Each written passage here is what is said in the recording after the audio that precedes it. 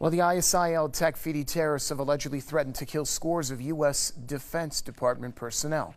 The Pentagon says it's now investigating an online threat to about 100 of its military personnel. A list of names and addresses has been posted on a website linked to the terrorist group alongside a call for them to be killed.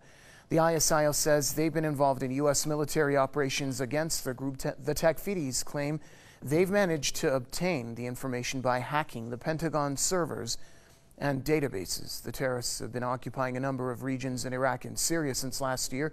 The U.S. is leading an international coalition against the ISIL, but local officials say the coalition's airstrikes have been ineffective as they've failed to stop the tech-feedies' advances. For more insight on that story, we're joined by radio host and political commentator Mr. Max Igan, who's with us from Brisbane. Mr. Igan, welcome to the program. First of all, give us your thoughts on this recent threat made by the ISIL tech-feedy terrorists and whether they have the capacity to carry out such threats. Well, look, it wouldn't surprise me if they have hacked into the US database. It wouldn't surprise me at all. But you've got to step back and look at the wider perspective here and really how this fits into the whole global stage of things. Western countries, they're bringing in legislation in Western countries which is really causing an uproar.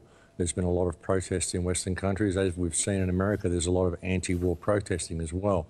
There has to be an attempt to bring this threat home to the American people. And there's also a concern about online activism, and there's a great need to lock down the internet in some way. And this is going to give them an excuse to do both of those things. It will quell the protests at home. It will bring the war home to American soil, so to speak, figuratively speaking anyway.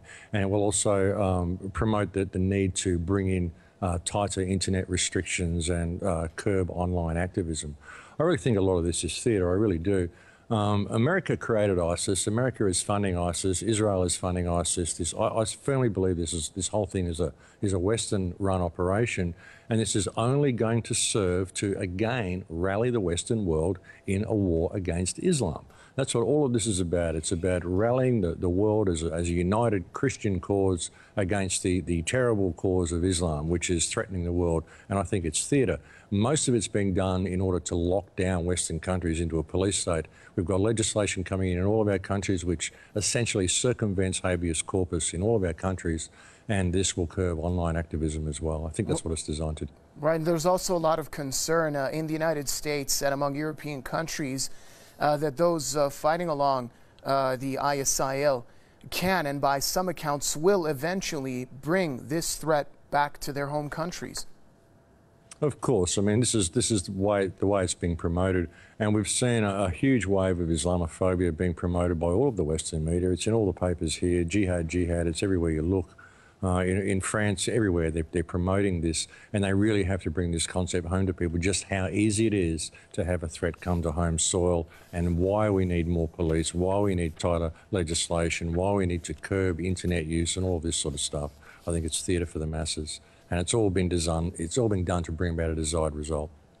All right, thank you very much, Mr. Max Igan, speaking to us from Brisbane.